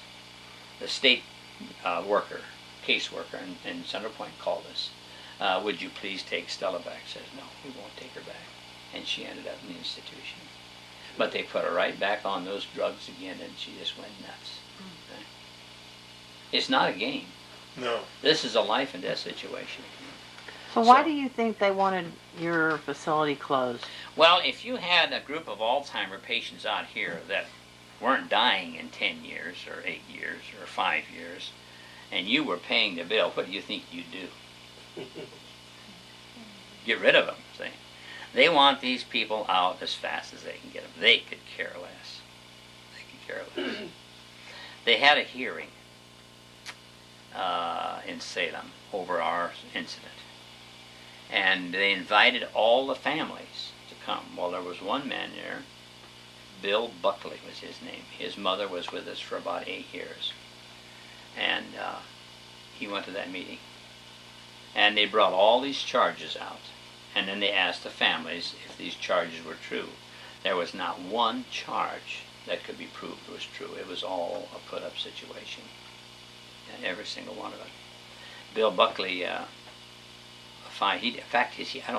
think he came and told us this. Shortly afterwards, he got cancer. And on his deathbed, his wife told me this later. That, now, I didn't know if we had any influence in Bill Buckley's life at all. He was an ex-cop, tough type fella. And as Bill was dying, he said to his wife, he said, I don't even know if there is a God, but I'm going to serve the God that Vern serves. Amen. And I fully expect that he had his peace with Christ, you know. You never know the influence that you're having on people's life. Yeah. Alan White makes a statement to that effect as well, that our experience, our lives are sometimes the only Bible that some people Yes, read. absolutely. Yeah. Elder Bates, I don't know how much time I have left on this tape, probably not too much. I'd like to ask you, if you were speaking to someone who doesn't know about the books, or someone that has seen them and doesn't believe them, or maybe still in the structure, doesn't know about the separation, can you give us some, I sound like Connie Chung, don't I? Can you give us some final words on, is Jesus coming? And when's he coming? Yeah. What do we need to do? Well, I think that preparation period is the very most important thing that you can say to people. It's very hard for us to say, well, don't go to the Adventist church, or don't go to the Baptist church, or don't go to the Lutheran church. But did you know that the angels are already separating God's people? Amen. It's happening in all the churches. If I was to ask you this question, where is the image of the beast formed? What would you say, Joe? Where is the image of the beast formed? Now, I know you're a teacher, and I know you've been taught all kinds of things, but where do you think the image of the beast is formed? What do you think? The heart. In the heart, well, that's true. But you know who promotes it? Adventist Church. Adventist It Church. comes from the church. Sure. And James White says that all the good has to separate from the churches. Let's see if we can find that quotation here. Let's see if I had that. I think I used that this morning. This is Life Incidents, and it's 245. Now listen how he reads this. The message we're saying is in the books. If you and I will read these books. That's why you keep drumming on these originals, is that That's where the message is. there are key things that are missing from. It's not that there's not truth in the red books. It's just that there's not all the truth, and we can tell a lie by omission as well as by commission. Yeah. Or even now that's a good thing. Omission and commission. I'm glad you said that. That is very important. We have learned to accept things as they come to us, never challenging anything. Now listen what this says. But many of the people of God are yet to be found in connection with these churches, and are yet to be called out. And when this shall be accomplished, and the good have all left the nominal churches, when the saving influence of such is all withdrawn from their communion, then we shall have a most fitting material for the formation of an image to the beast, for they will then be ready for any acts of persecution and oppression against the people of God, which Satan can induce those to enter upon who are led captive by him at will. So when all the good has been taken out, then only the dross remains. Now, Sister White wrote this. This is James White's writing here. But Sister White wrote this very thing. And I'll give you, I don't know how much tape we got left. What book was that? Huh? What That book? was Life Incidents. It's 245, written by James White. Okay. When And was that it's book? probably about 1860. Do I have a date on this one? I don't know if I have a date on this one. 1868, yes. But Elder Bates, the ship is going through. Yes, that's the thing you hear. But we just read a quotation that the ship was going to go, Hell. this thing. If you would see, I haven't been in Adventist Church for many years. I don't go there. I don't pass out literature there. I don't try to discourage their meetings. But if somebody will give me a hearing, I'll be glad to sit down and talk with them. See, I'm going to take two books here, and I'm going to have you help me. I'd like to have Joe help me too. This is Prophets and Kings, which is a good book. It's a very nice book to read. But Did Ellen there's White write it? Huh? Did Ellen White write No, it? she didn't write the thing. And here's where our problem lies. There's problems in the book. All right, the time is not far distant. You see, it's all underlined. Let Joe have that. And let's take it from another book here, too. Now, what we've done is we've simply taken and we found a quotation that we've read, we've liked, but we want to proof it. You do that with the old books. You'll want to proof the book. So you find a companion quotation and you compare them, see what's happened. Now, I'm going to let you read this one. This is from Volume 5 of the Church's Testimony book. Excuse me. You can compare this with the Battle Creek Letters, 1882, and I'm trying to look for the page. I think it's page 37 or so. I don't see it written right down there, but I can find it in Battle Creek Letters. Now, that top paragraph. Now, I want you to read it carefully, and Joe, you can follow us. Now, listen to what's just read now. The time is not far distant. The time is not far distant when the test will come to every soul. The mark of the beast will be urged upon us. Okay. Little change there. Yeah. Okay, go on. What's yours say? The observance of the false Sabbath will be urged upon us. Read yours again. The mark of the beast will be urged upon us. Okay. See, it's turned. It's turned. This is the favorite thing to do. Those who have step by step yielded to worldly demands and conformed to worldly customs will not find it a hard matter to yield to the powers that be, rather than subject themselves to derision, insult, threatened imprisonment, and death. Okay. This one has one sentence in between. Yeah, What's it say? added something. Yeah, added something. Adding to is as bad as taking away, isn't it? Uh-huh. Yeah. Okay? Read on. Yeah. The contest is between the commandments of God and the commandments of men. I don't have it. Gone. Okay. In this time, All right, now this is the sentence we're watching. Now watch carefully. Go ahead. in this time, the gold will be separated from the dross in the church. Now wait, Joe, Okay. what you have? At that time. At that time, go ahead and read the rest of it. At that time, the gold will be separated from the dross. Period. Period. Where is it separated then? Where is it separated? It didn't tell you, did Doesn't it? tell you. All right, now his says, where is it separated? In the church. In the church. The gold will be separated from the dross in the church. Okay, what does that mean? What does it mean?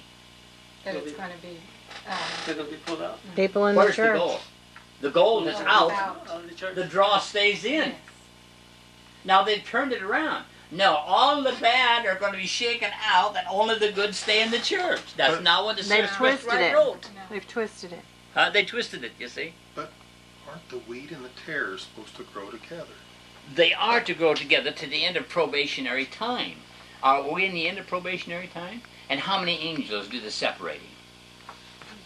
3 angels. They're the ones who do the separating. It's not the minister. He can't kick you out of the church. It's not his business. I hear it all the time. Well, the minister come and inform me and kick me out of the church. This happened in Oklahoma City. A brother called us. He says, I have to have some books. I got to have 2 sets, nearly $1,000 he sent. Okay, we sent the books. Finally they arrived, and he told us on the phone. He says, now tonight we're having a meeting, and the people that's left with him, they're going to open their books all at one time. And he says, we're going to pray over the books, and we're going to open them up so we all have at the same time. He spoke in the church. When the pastor was gone, he filled in for him. So he got using the spirit of prophecy too much. So the pastor came and says, now look at it. If you're going to continue to fill in for me, you have to stop using the spirit of prophecy. Well, the brother says, well, I can't do that. He says, the whole thing is built on the spirit of prophecy. Right. He said, I'm just telling you. So when his turn came again, he used the spirit of prophecy. The following week, the pastor came to him and just handed him a slip. He said, you've been disfellowshipped from the church. He says, why? Because you won't stop using the spirit of prophecy. He said, well, I didn't even have a chance to talk to the board. He says, no, there'd be no meeting for you. And out he went. Now all that faithfulness and determination meant nothing to them. Out you go. It's a tragedy. But that's exactly what Sister White said. The gold will be separated from the dross in the church. So out we go, one by one. Now, if you want to be faithful, if you think you can be faithful in the church, then that's what you should try to do. But I also know, she says, you cannot unite with those that are corrupt and yet remain pure. Amen. You cannot do it. You've got to get out from it. You're not leaving the truth, No, No. see? You're taking the truth with you. that's right. And then people say, well, what do I do with these souls? Well, you take them to Jesus, of course. Yes. We have some friends who we used to fellowship with frequently. And their burden is, some of them have Sabbath school classes, and their burden is that they feel like because they still have positions within the church that they have an influence, that they're reluctant to give up right now. And is that safe? Well, in my case, I would think if you're presenting the truth, that situation would force you out. The church would kick you out. Now, church is not a bad thing. It's a good thing. In the beginning, in Genesis 7, I think it is, it speaks about, maybe chapter 7, it says, Babel. You remember reading it? They went down to the land of Shinar, the descendants of Ham. And they went down to Shinar, and on a plain, beautiful country, and they built them a tower, a church, and a city. And this tower was a magnificent thing. Now, the name it's in your list in your Bible is Babel. It's not confusion in that chapter, it's Babel. Now, in the Assyrian language, Babel, you look it up in your dictionary, Babel is interpreted gate of God. So the church became the gate of God. Now when you get to the next chapter, it became what? Babylon, which it gives the interpretation of confusion.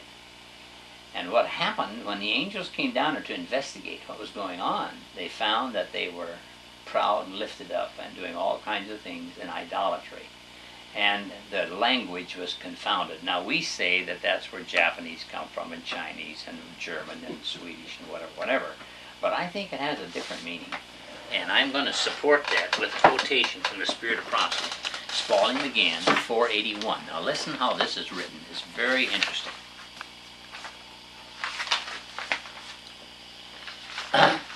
Early in my youth, I was asked several times, "Are you a prophet?" I have ever responded, "I'm the Lord's messenger."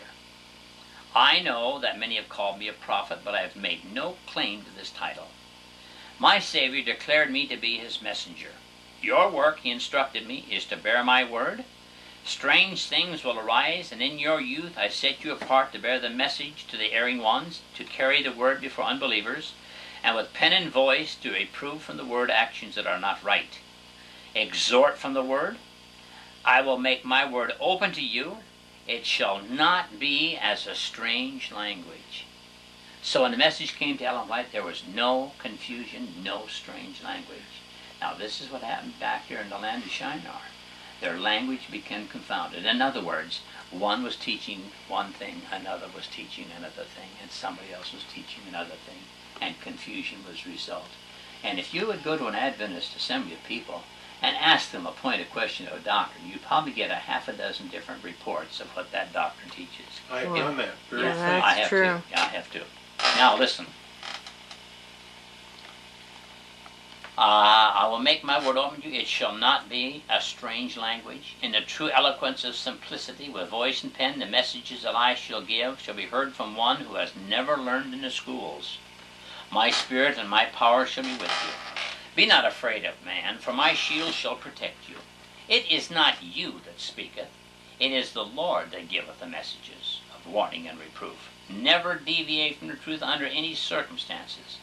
Give the light I shall give you. The messages for these last days shall be written in books, and shall stand immortalized to testify against those who have once rejoiced in the light, but have been led to give it up because of the seductive influences of evil. So the books were immortalized. What does that mean? Made alive Forever. forever. Forever. Yeah. Little Great Controversy 117. This holy book, the Bible, was immortal. And the same with the testimonies, the original testimonies. And that's the reason why we are stressing so hard. You must understand the truth for yourself. You must understand for yourself. Well, do we continue with some of these books a little bit more? You think we got enough? Sure. I got a little time left on this tape, so Have you got a little time left? Yep. Well, let's just take a look at a few more then. As the testimonies progressed, they put them in cloth bindings. And these books have then, of course, have been altered some. Now, we didn't have number 4 of the testimonies, so we borrowed it from this set. And we're pretty positive that we still need an original number 4. Now, we're not going to discount these books because I'm sure they did their appointed work as far as the church was concerned. But was Christ satisfied with that type of work? You see? That little book I just give you, Volume 5, 434, you cannot remove one word and be safe. Everyone tells me, oh, that don't make any difference, that little book. That word doesn't make any Volume difference. 5? Yeah, 434. Read the top of the page. 434.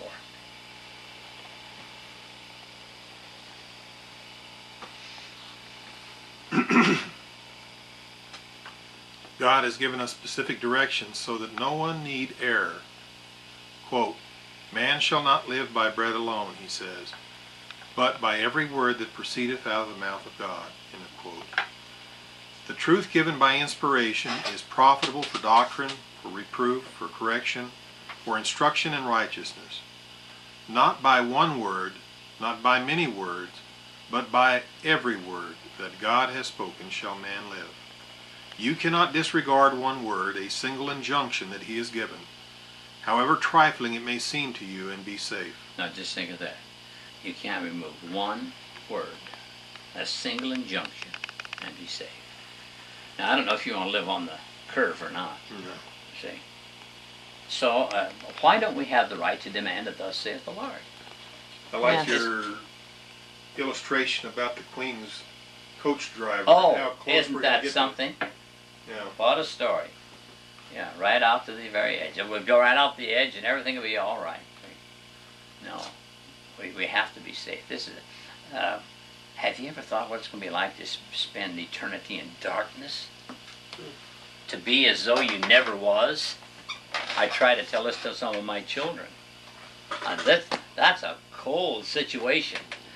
There's some General Conference committee, an earnest appeal to the church in 1876. To my knowledge, that never has been printed. Those are just little books. Here's another book, Life Sketches, 1880. We've reproduced this book. This is a nice book. This book has already been tampered with before James White died. He died the next year after it was printed. And I don't think there's a title page in. Oh yeah, here it is. Life Sketches, Her Ancestor, Early Life, Christian Experience, and Extensive Labors of Elder James White and his wife, Mrs. Ellen G. White, 1880.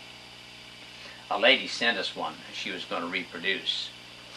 And we looked at it. I hadn't even read it, but Anna was looking at it. And she read in there James White's obituary. I said, if that's in 1880, why was James White's obituary in the book when he didn't die till 81? So we sent one of our books and we contacted the lady and said, we don't think you better work on this book. So the book was that pilfered. Now here's another book, Sketches from the Life of Paul. We think it's a very good book. This book will probably be one of the next ones that we'll do. We haven't done this book yet.